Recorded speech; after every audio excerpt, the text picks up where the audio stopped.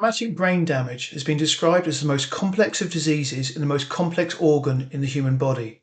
Here I'll help give a working understanding of traumatic brain damage within combat sports. Anatomically, the brain is highly vulnerable to injury with a consistency like jelly. It's about the size of your two fists placed together, and the brain's located obviously inside the head, encased and protected by the external skin and other tissues, the skull, further soft tissue that lines the inside of the skull called meninges, and cerebrospinal fluid. The brain is tethered in place with connective tissues and neuronal and vascular networks. When force is transferred to the brain, such as through traumatic impact to the head or body, this creates linear and rotational motion in the brain, which may lead to traumatic brain damage from incredibly minimal strains. This damage may be to cells, vascular structures, connective tissue, or other such elements. The head does not need to move for this. Bracing into an impact may increase the extent of the force reaching the brain. When the damage results in dysfunction to operation or behaviour, this is defined as traumatic brain injury. The term concussion is a poorly defined term, meaning that the injury has produced certain signs that can be observed, such as wobbly legs, or symptoms that may be experienced by the person, such as a headache or aversion to sound or light. It must be stressed that at the time where concussion may be apparent, there is a very serious traumatic brain injury that will continue to develop over time. As an analogy, imagine a bridge over a river. Damage will be to the bridge itself, and if there is sufficient damage to stop people being able to cross that bridge, that's dysfunction and that represents injury. Traumatic brain injury is characterized by primary and secondary injuries. The primary injury is the immediate effects of damage, such as broken connections in brain networks that create the dysfunction. As an example, a fighter may be hit and instantly have wobbly legs.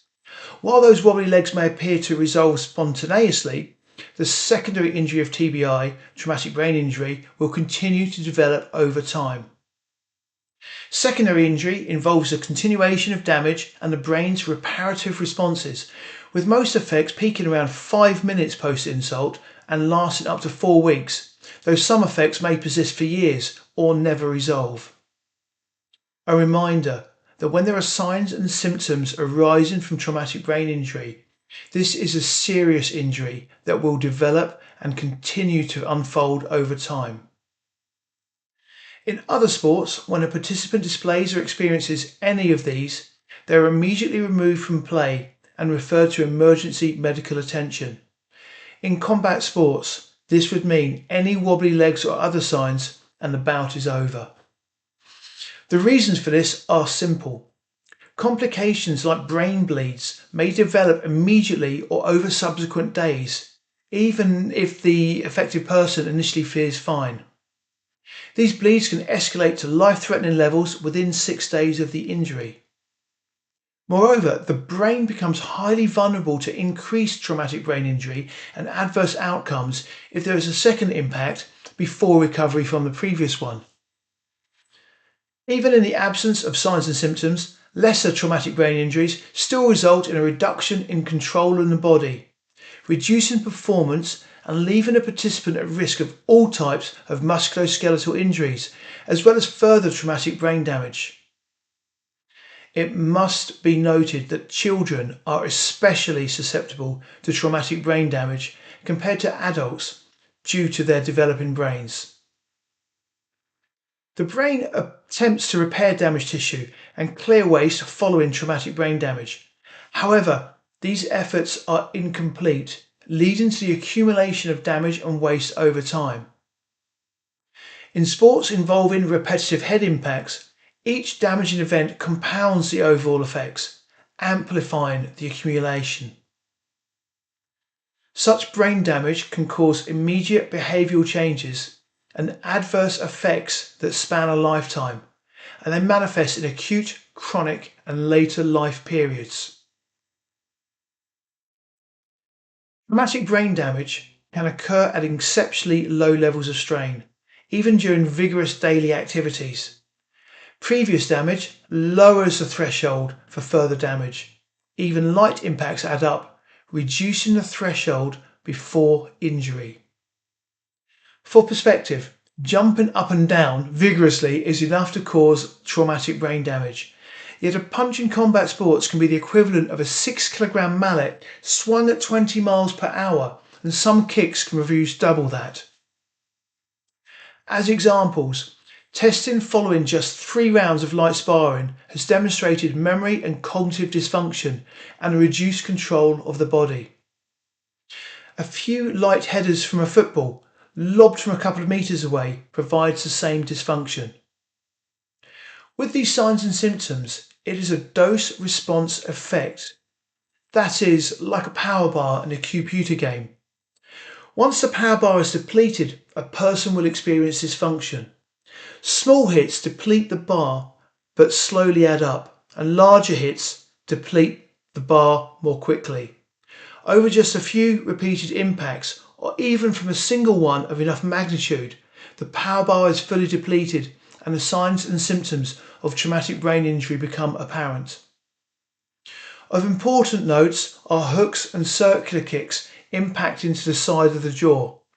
These warrant close and vigilant attention from referees and coaches, as they are the most damaging to the brain.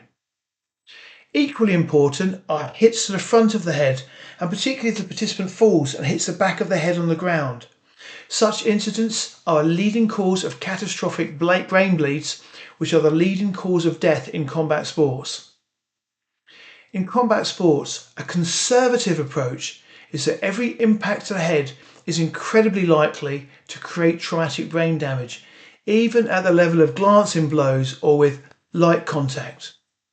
A handy saying is, every hit harms, the brain cannot take the strain. There is no mitigation from traumatic brain damage, apart from not receiving the impacts.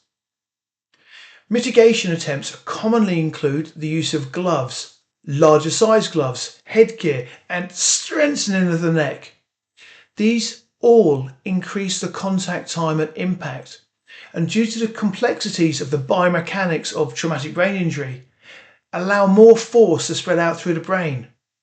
None of these have an evidence base supporting their use in mitigation of traumatic brain damage in combat sports.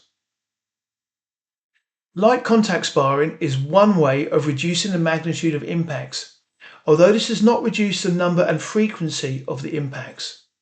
I remind you that even light impacts in sparring or glancing blows create brain damage.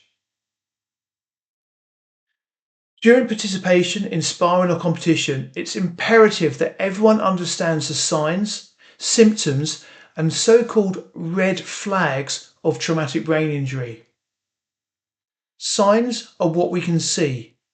Symptoms are what is experienced. The red flags are serious signs and symptoms that warrant immediate conveyance of the participant to emergency medical facilities, and this includes for all participants who have had loss of consciousness. All participants who display signs or experience symptoms must receive medical attention.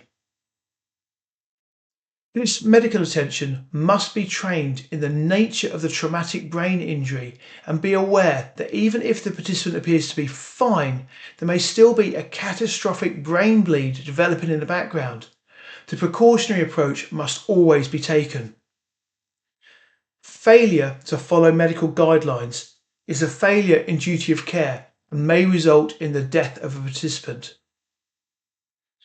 To assist you in the signs, symptoms and red flags of traumatic brain injury, I have provided a link first to the UK concussion guidance, which was produced following government inquiry, and the CRT6 presented by the Concussion in Sport group. I would add to these the latest validated sign of traumatic brain injury, which is a spontaneous shaking of the head following an impact, like someone shaking off the hit. It should be noted that research has demonstrated that participants will display these signs and symptoms on average every 12.5 minutes of competition in boxing or mixed martial arts, and the first to display them usually will lose the bout. The effects of traumatic brain damage on a participant may be immediate and last across a lifetime.